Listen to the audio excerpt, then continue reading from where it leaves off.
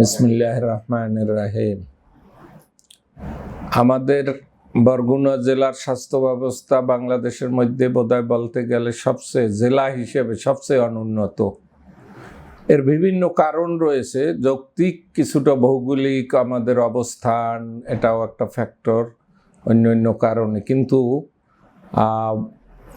অনেক জেলার ফেনী, হবিগঞ্জ, সুনামগঞ্জ, সিলেট বা কুমিল্লা, চাঁদপুর এইসব এলাকার একটা থানার যে অবস্থান স্বাস্থ্যক্ষেত্রে সরকারি বেসরকারি মিলে আমাদের বরগুনা জেলার স্বাস্থ্য ব্যবস্থা কোনো পর্যায়ে তাদের সমকক্ষ নয়। এমতো অবস্থায় আমাদের চিন্তা করতে হবে, বরগুনাবাসী হিসেবে অনেকেই চিন্তা করেন, আমরাও করি, সেই হিসেবে এটার সমাধান কি সেটার ব্যাপারেও বিশেষ করে সরকারকে এ ব্যাপারে নজর দিতে হবে। দীর্ঘদিন এক সরকার ছিলেন, তাদের পর এখন অবশ্য অন্তর্বর্তীকালীন সরকার, তো হঠাৎ করে তার পক্ষে সব কিছু করা সম্ভব না। তবুও আমরা দৃষ্টি আকর্ষণ করতে চাই যে আসলে একটা জেলা হিসেবে কোনো বিশেষজ্ঞ ডাক্তার যে কোনো বিষয় সাধারণত থাকে না, পোস্টিং হলেও কিছুদিন থেকেও চলে যান। এর বিভিন্ন কারণ আছে। বাংলাদেশের সর্বদক্ষিণে সাগর পাড়ে অবস্থিত জেলা, শিক্ষা ব্যবস্থা, স্কুল কলেজ অত সুন্দর নেই, ফলে অনেকেই চিন্তা করেন যে পরিবার নিয়ে বা ছেলে মেয়েদের শিক্ষার কথা চিন্তা করে বিভিন্ন কারণে তারা ঢাকায় চলে আসেন। পোস্টিং দিলেও কয়েক মাসের বেশি কেউ থাকে না, এটা একটা চিন্তার বিষয়। অবকাঠামোগত সমস্যাও রয়েছে। হসপিটাল, একটা জেলা হাসপাতালের যে অবয়ব, যে কাঠামো থাকা দরকার সেটা নেই। বাসস্থান ডাক্তারদের বা অন্যান্য স্টাফদের অনুপযোগী। এমতো অবস্থায় জেলা হাসপাতালে, একটা উদাহরণ দিলেই আপনারা বুঝবেন যে একটা জেলায় কোনো জেনারেল অ্যানেস্থেসিয়া দেওয়ার কোনো ব্যবস্থা নেই। ঘরে বড় কোনো অপারেশন গেলেও সার্জন যদি যায়ও, বরগুনায় থাকেও, বড় কোনো অপারেশন কোথাও করতে পারে না। প্রাইভেট সেক্টরের অবস্থাও এরকম, বড় কোনো হাসপাতাল নেই।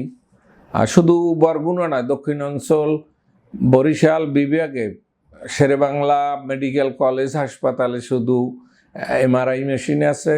এর বাহিরে বরিশাল পপুলারে প্রাইভেট সেক্টর একটাই, আর বৃহত্তর বরিশাল বিভাগে কোথাও এমআরআই নেই। সিটি স্ক্যানের অবস্থাও এরকমই।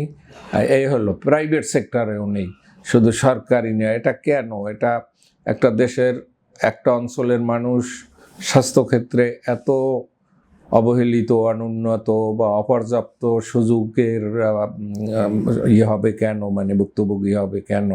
এটা আমাদের সবাই সর্ব লেভেলে চিন্তা করা উচিত। বিশেষ করে যারা বরিশাল বা বিশেষ করে বরগুনার অধিবাসী বিভিন্ন জায়গায় রয়েছেন, চিকিৎসা ক্ষেত্রে রয়েছেন বা বিভিন্ন জায়গায় বা ক্ষমতায় রয়েছেন, বিভিন্ন পর্যায়ে সরকারি বেসরকারি পর্যায়ের চাকরিতে রয়েছেন, সবাই নজর দেওয়া উচিত এবং সরকারের দৃষ্টি আকর্ষণ করা দরকার জোরালোভাবে। কোনো বিশৃঙ্খলা নয় বা কোনো অশান্তি বা পরিবেশ বিঘ্নিত হয় এমন কোনো কাজ না করে বাস্তবভাবে সুন্দরভাবে উপস্থাপন করলেও অনেক কিছু সমাধান হতে পারে। যে কেন বিশেষজ্ঞ ডাক্তাররা বরগুনায় যেতে চায় না, থাকেন না, সমস্যাটা কোথায়, তাদের থাকার কি ব্যবস্থা করা যায়।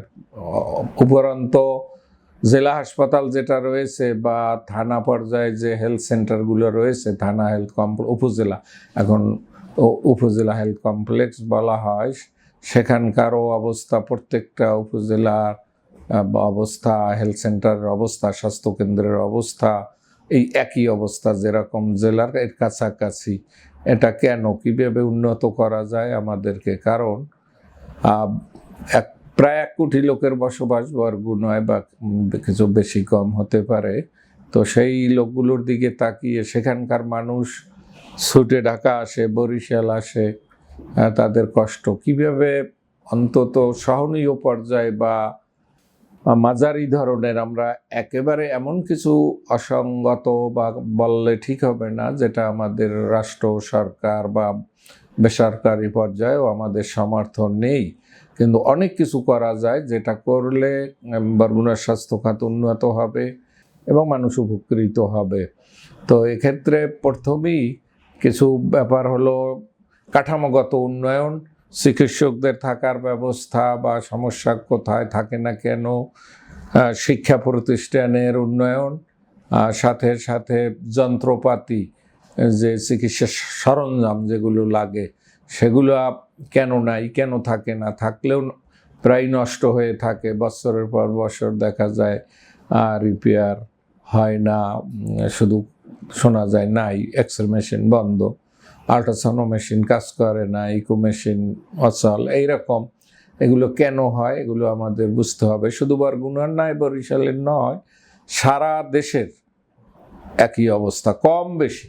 ওই যে সমস্ত জেলার নাম আমি বললাম তারা উন্নত, অন্য কারণেও তাদের আর্থিক অবস্থা সাধারণভাবেও আমাদের এলাকার থেকে তারা উন্নত, তারা সম্পদশালী, তাদের প্রবাসী আয় তাদের বেশি ইত্যাদি। সেটা আমাদের অনেক ক্ষেত্রেই আমরা কম, আমাদের দুর্বলতা রয়েছে। কিন্তু এই অবস্থার মাঝেও এ ব্যাপারে কি করা যায় সেটা ভাবার জন্য বরগুনাবাসী, বিশেষ করে বরগুনার লোকজন যারা উপযুক্ত পজিশনে রয়েছেন তাদেরকেও ভাবতে হবে, বরগুনার সাধারণ মানুষকেও ভাবতে হবে। বিশেষ করে আমি সরকারের স্বাস্থ্য মন্ত্রণালয় এবং বিভিন্ন পর্যায়ের দায়িত্বশীল ব্যক্তিবর্গর কাছে আহ্বান জানাই যাতে আমাদের বরগুনা জেলার স্বাস্থ্য ব্যবস্থার উন্নয়ন করা যায় এবং এ ব্যাপারে তারা সক্রিয় হন এবং যথাযথ ভূমিকা রাখেন।